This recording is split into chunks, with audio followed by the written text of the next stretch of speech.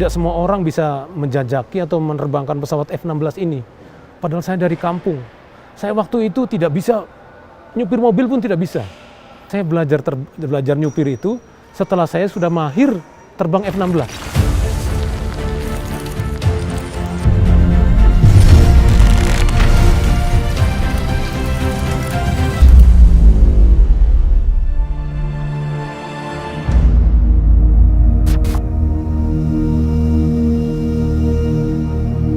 Nama saya Wastum, pangkat saya Marskal Pertama TNI, baru dilantik tadi oleh Panglima TNI. Jabatan saya sebagai Komandan Kosek 3 di Biak.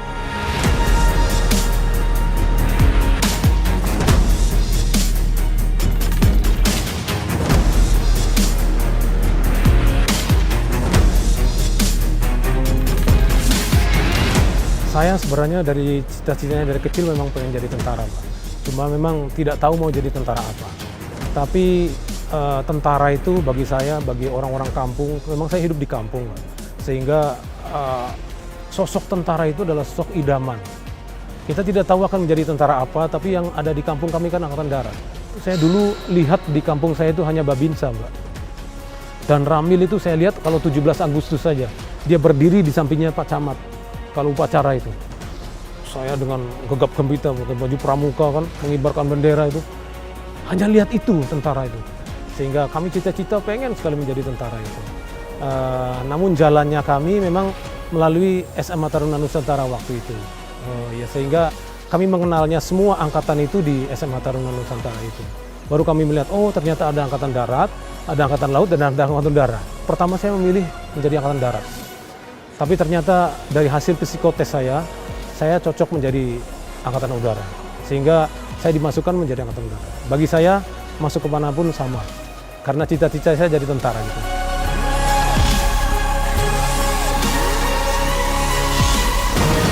Saya itu basicnya dari kampung, Mbak. Tangan saya itu waktu daftar itu Kapalan. Saya dari desa Ujung Gebang, Kecamatan Susukan, Kabupaten Cirebon.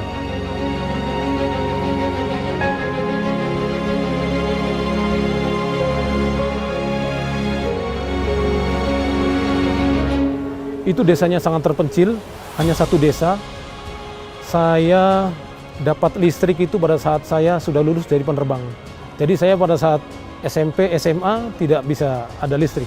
Kenapa? Bukan karena di daerah Cirebon itu terlalu kampung, tapi desa sayanya terlalu kampung. Jaraknya itu 2 kilo dari jalan raya. Nah sehingga menuju ke sananya ini tiang-tiang listriknya yang tidak bisa kita beli. Itu permasalahannya. Telepon juga tidak ada, sehingga waktu itu ya surat-suratan terus, dan itu lama sekali.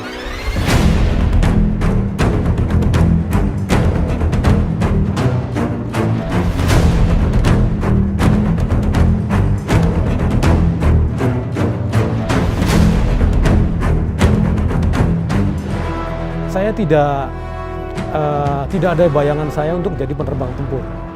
Saya dulu milihnya adalah Paskas. Karena saya tahunya itu. Tetapi begitu saya lulus jadi yang terbaik, alhamdulillah jadi yang terbaik, arah hidup saya berubah. Orang mengarahkan saya, kamu yang terbaik, kamu bisa menjadi penerbang, kamu coba jadi penerbang dulu. Akhirnya saya tes, begitu tes lulus, alhamdulillah. V1, rotate. V2.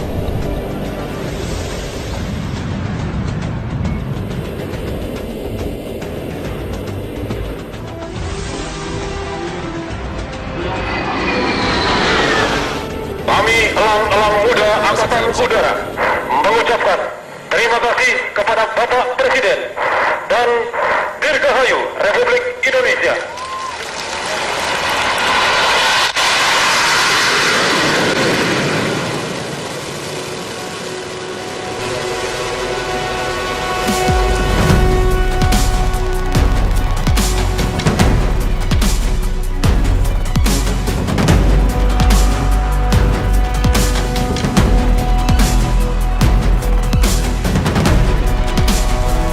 Saya dulunya hanya pilihan saya sebagai penerbang helikopter. Saya pengen menjadi penerbang helikopter. Karena saya tidak sanggup untuk terbang tempur. Kenapa, Pak? Karena tangan saya itu kasar. Saya itu pecangkul ulung ibaratnya tuh. Saya tuh hanya membantu bapak saya nyangkul di sawah, menyiapkan ladang, ibu saya mengantar, sesimpel itu kehidupan saya sebelumnya. Sampai saya taruna, saya masih cangkul.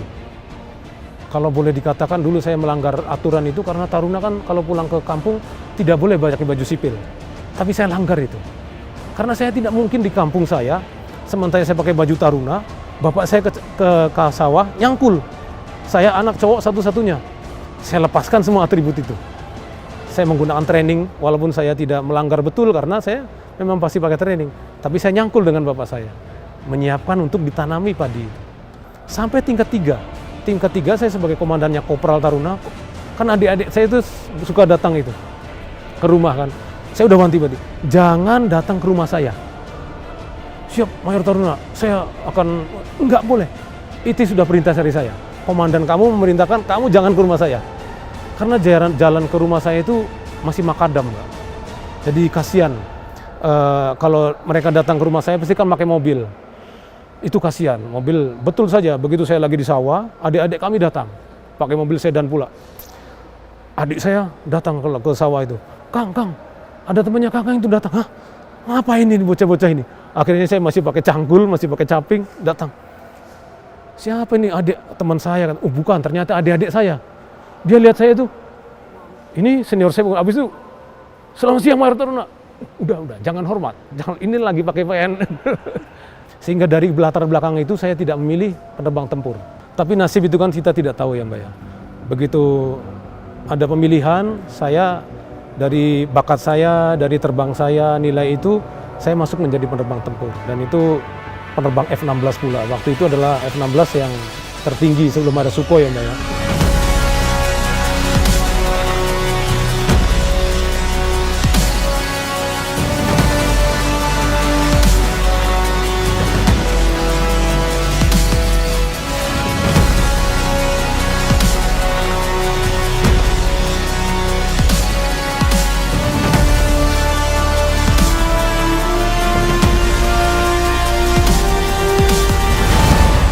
Tidak semua orang bisa menjajaki atau menerbangkan pesawat F-16 ini. Padahal saya dari kampung. Saya waktu itu tidak bisa, nyupir mobil pun tidak bisa. Sehingga dari instruktur saya saat ini, Pak Tatang mungkin kenal ya. Pak Tatang Harliansah, Komandan Kodik AU yang lama. Kan beliau sekarang sudah pensiun. Wastum, setelah terbang, Wastum kamu yang nyupir ya. Izin Sir, panggilnya Sir kan, Sir itu. Instruktur kalau Sir. Izin Sir, saya lebih baik teman saya aja Firman. Enggak, saya mau kamu. Siap Sir, saya pegang kuncinya. Izin Sir, untuk lebih amannya, izin teman saya saja. Enggak tuh kamu. Izin, saya belum bisa nyupir. Justru itu, saya mau kamu yang nyupir katanya. Oh siap. Parkir menghadap saya gimana saya? Fir, gimana caranya Fir? Saya teman saya, satu letting. Udah nanti kopling aja, itu masih pakai kopling. Saya mundurlah kopling itu, yang muncul R. Ya masuk sama R. Begitu dilepas, saya langsung lepas. Wah, gitu kan. Aduh, oke. Ulangi lagi. Yang kayak kamu terbang itu loh, yang halus. Oke, kita halus. Lepasnya halus-halus. Nah, kayak gitu. Lepas pelan-pelan. Kayak gitulah. Saya belajar nyupir itu setelah saya sudah mahir terbang F-16. Saya pernah intercept pesawat punyanya Amerika. Waktu itu C5 Galaxy.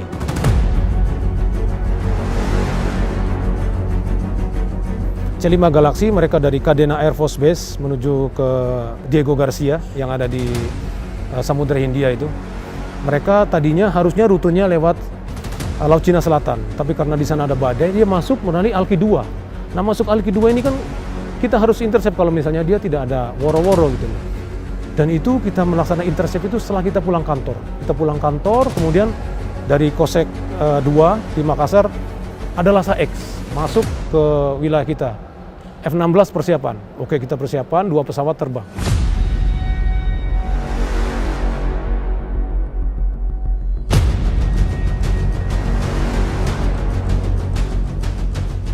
Langsung intercept ke sana. Speed optimum kita udah poin 9,8 full mau masuk Mach number itu sampai ketinggian 36.000 kaki.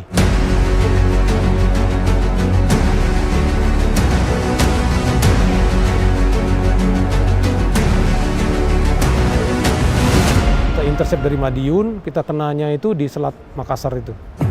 Kita komunikasi dengan dia, dan yang amazing saya, pilotnya cewek pilotnya, Mbak. Iya, itu pesawat segitu besarnya, C5 Galaxy kan gede banget pesawatnya. Jadi itu pilotnya cewek. Dengan sopannya dia, saya masuk ke sini karena gini, oke, akhirnya kita laporkan ke komando atas, oke. Bayang-bayangi dia, jangan masuk ke main island.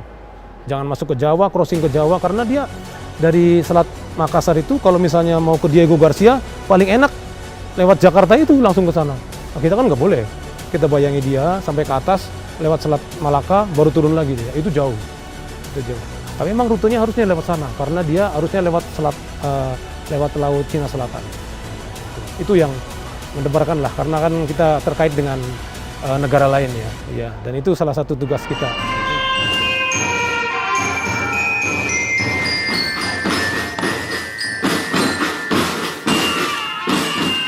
Saya tuh nggak tahu, saya di sana tuh begitu semangatnya, nothing tulus saya tuh, nggak ada hidup itu kayaknya nikmat aja di Taruna itu, sehingga saya happy banget lah.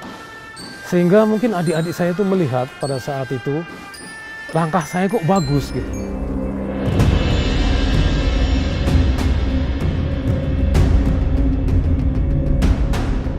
Langkah Wastum itu merupakan langkah yang melegenda di kalangan kami, Pak ya, para Taruna Akademi Angkatan Udara, khususnya di era 94 sampai dengan 97 gitu, Pak. Karena pada saat itu profil Sersan Taruna Wastum ini dijadikan contoh oleh para senior sebagai taruna yang mempunyai sikap yang tough gitu kan.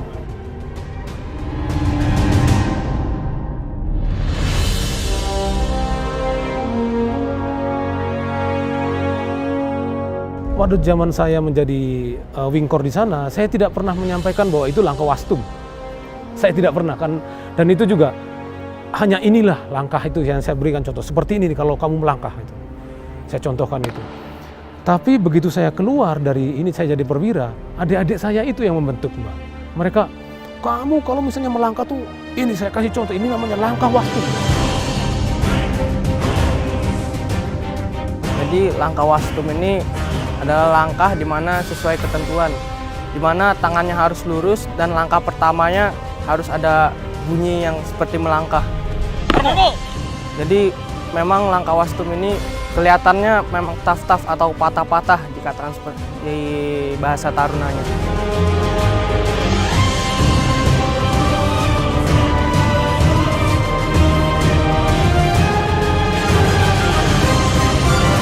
Awalnya waktu ngelihat pertama kali dicontohin langkah Wastum, kayak Taruna banget ya Mbak, kayak tough, menunjukkan sekali sikap seorang Taruna, calon tentara dengan sikap langkah yang serempak. Kami diperkenalkan langkah Wastum ketika Letnan Kolonel Anton Palaguna masuk sebagai Danskater di sini. Ketika beliau menjabat komandan kami, beliau memperkenalkan langkah Wastum. Mereka tidak tahu Wastum itu siapa gitu. Sampai pada suatu saat, ada adik saya, Leting 2000, datang ke Skadron 3, F-16 ke tempat saya. Namanya Anton Palaguna. Dia komandan Wingkor Taruna. Dia juga yang menggembor-gemborkan, inilah langkah Wastum itu. Sampai dia lihat saya tuh, sampai lihat namanya itu. Ini benar namanya Wastum ya? Bang, mohon maaf Bang. Kenapa Ton? Kamu kok kayak lihat hantu lihat saya? Kayak bilang, izin Bang, kalau bener, Abang bener namanya Wastum? Bener. Emang kenapa Ton? Izin, kalau begitu saya sudah salah Bang. Kenapa Ton? Saya sudah menyampaikan ke adik-adik saya itu langkah Wastum. Sekarang juga saya rubah Bang, langkah Bang Wastum katanya. Karena dia menghargai saya sebagai abangnya gitu. Saya kira langkah Wastum itu apa gitu Bang. Ternyata Wastum itu nama orang gitu katanya. Saya tidak membuat langkah itu, tapi adik-adik saya yang membuat itu jadi melegenda di Taruna Akademi Angkatan Udara. Maju! Jalan! Bravo!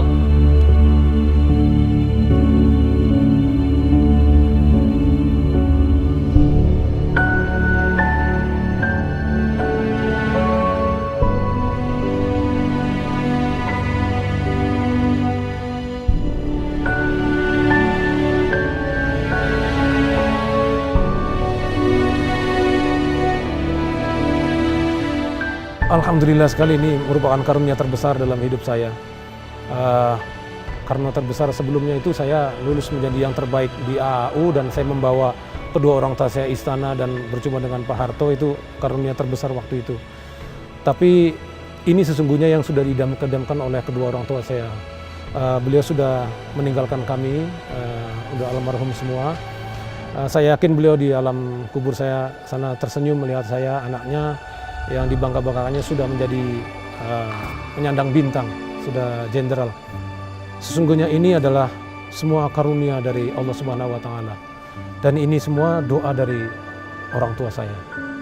Juga doa dari orang-orang mungkin yang sudah bekerja sama dengan saya. Saya tidak mungkin menjalani ini dan mencapai ini sendiri. Tidak mungkin itu, Mbak. Saya yakin itu merupakan doa dari semua orang yang sudah bekerja dengan saya, terutama orang tua saya. Itu yang amazing bagi saya. Bapak saya tidak bisa baca, tidak bisa tulis, tidak sekolah sama sekali. Bisa membesarkan saya sebagai jenderal seperti ini, itu karunia terbesar. Dan saya yakin beliau tersenyum di alam sana.